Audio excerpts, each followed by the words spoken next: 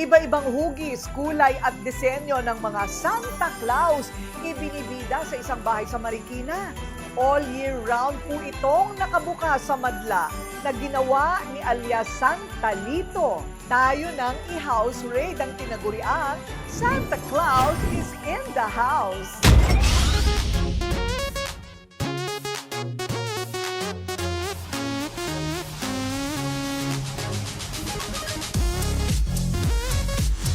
Kung Santa Claus din lang naman ang pag-uusapan, name it because they all have it. Mula sa mga naglalakihan hanggang sa mga pinakamaliliit pero detalyado. Mga pinakamura hanggang sa mga nagmamahalang imported figurine. Mga simple hanggang sa mga level up na mga design. Iba't ibang hugis, kulay at mga itsura ni Santa Claus. Abay, bumibida yan ngayong Pasko sa isang kakaibang bahay sa Marikina City. Ang lahat ng Santa Claus na ito, koleksyong binuno ni Lito Henilo ng mahigit 15 taon. Kaya saan ka man pumihit, kaliwa man o kanan, taas man o baba, OMG, Santa is all around nga naman talaga. Pero how true na all year round din daw itong nakabalandra? Hindi na po siya inaalis. From time to time, nililinis siya at inaalagaan. Andito lang po sa bahay namin. International photographer ang trabaho ni Lito sa mga events na natatapat tuwing Pasko. Kaya bawat lipad niya sa iba't ibang bansa ay bitbit niya ang mga imahe ni Santa pag-uwi ng Pinas. Nariyan ang mala Hawaiian look at surfer na Santa. Ang iba't ibang trabaho ni Santa mula pa Russia. May version din siya ng pamosong Statue of Liberty sa New York na si Santa ang may suot ng korona. May rocker, piloto, chef. Pati Indian version meron din siya. At take note ha, hindi daw gawang biro ang halaga ng mga ito. Dahil ang iba umaabot pa ng 75,000 pesos hanggang more than 100,000 pesos ang bawat isa. And we're here! Ang kakaibang bahay na ito na puro Santa. Kaya tawag dito sa Marikina ay ang Santa House. At kapag pumasok ka daw dito sa Santa House, kailangan may costume. Kaya eto, kailangan may ganito daw. Bagay ba? Okay, so, hindi ba ang gaganda? O, may bumababa sa chimney.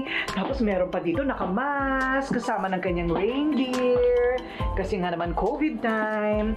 Puro Santa, Santa everywhere. O, ito naman, yung Statue of Liberty para ka nasa New York na Santa. Pero meron na akong parang nagustuhan at paborito. Kasi parang totoo talaga siya. O, ayan, o, ayan. Ayan. Ho, ho, ho! Merry Christmas, Miss Kay! Ako diba? po si Santa Lito. Si Santa Lito ang may-ari ng pabuloso na koleksyon ng Santa na ito na all year round nasa bahay niya.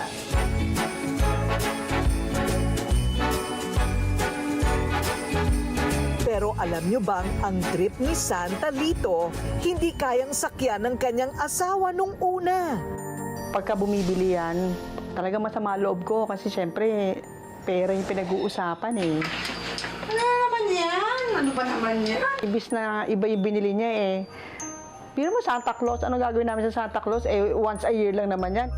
Sa kalaunan, dahil ito lang naman daw ang bisyo ni Santa Lito, natanggap na ng kanyang may bahay ang kanyang luho. Basta't wag lang naman daw siya sa iba pa mahumaling. Siyempre mahirap kalaban ng babae, no? At saka yung mga manok.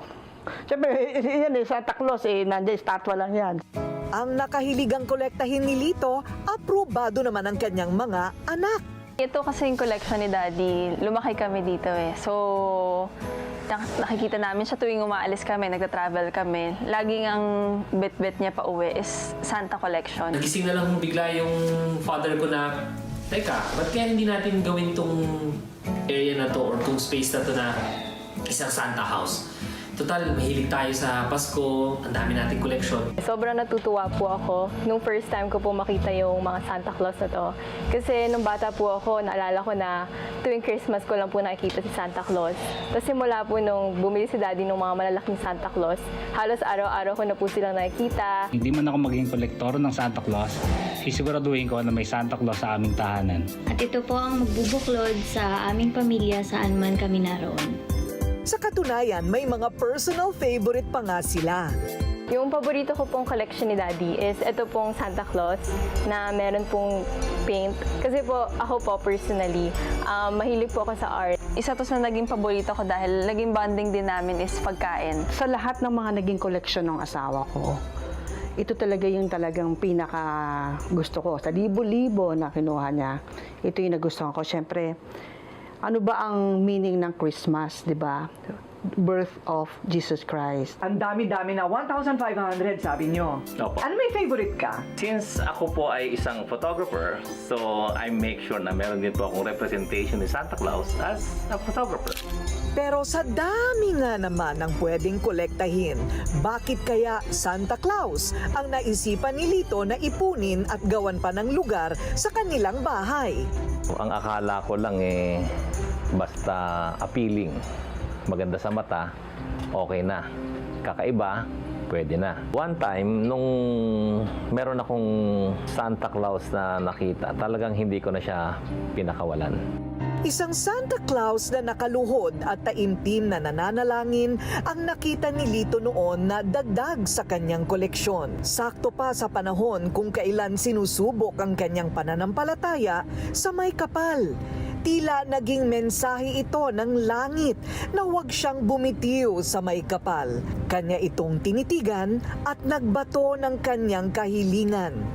Naniniwala kasi ako na si Santa Claus talaga nagbibigay sa mga kahilingan. Dumating ang panahon na every Santang binibili ko nagkakaroon na tuloy ako ng wish na sana pagbili ko nito matupad yung hinihiling ko. Since then, parang naging magaan na ang naging takbo ng buhay ng aming pamilya.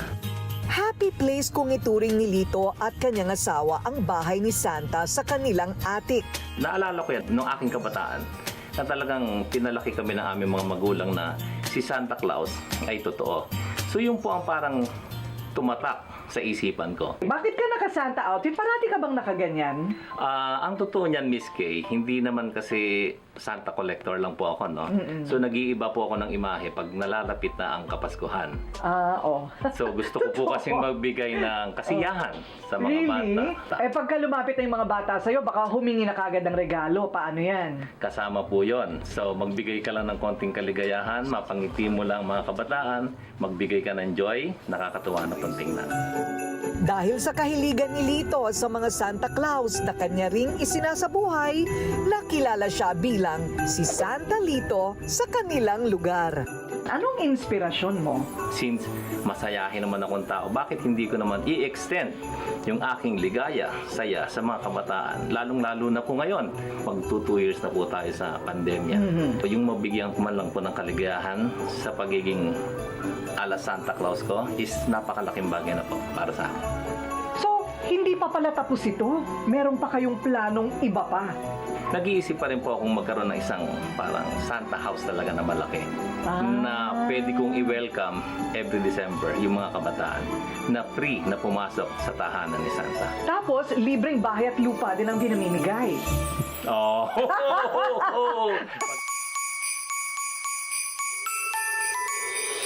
Para kay Santa Lito, sabihin man ng iba na hindi totoo, si Santa Claus, buo ang kanyang paniniwala sa tunay na magic at diwa ng Pasko, ang magbigay, magmahal at magmalasakit sa ating kapwa. Thank you po, Santa Lito, sa maagang gift. Excited ko na pong buksan yung gift ko. Iba talaga sa Santa Lito, may paagang pamasko.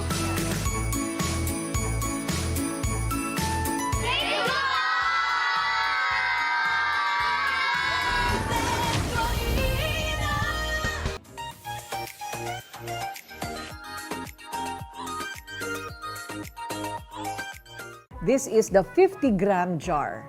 ay, proud ako, lumaki na siya, level up na. More magic in a bottle. Yung 15 grams, dito na siya sa loob ng Pampakit. Okay? Mawawala na yung 15 grams. Ito na ang available sa market ngayon. Parang tumerno na rin siya dito. Ayan. Ito naman ang K-Magic Skin Cream for Body. Anong pagkakaiba ng dalawa? Ito, pwede ito sa mukha. Okay na okay lang din sa face. From head to toe.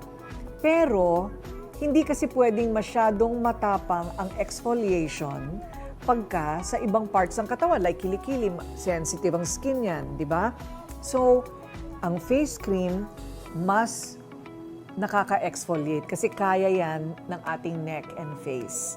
So, that's the main difference. My two superstars, the K-Magic Skin Cream for Face and Body.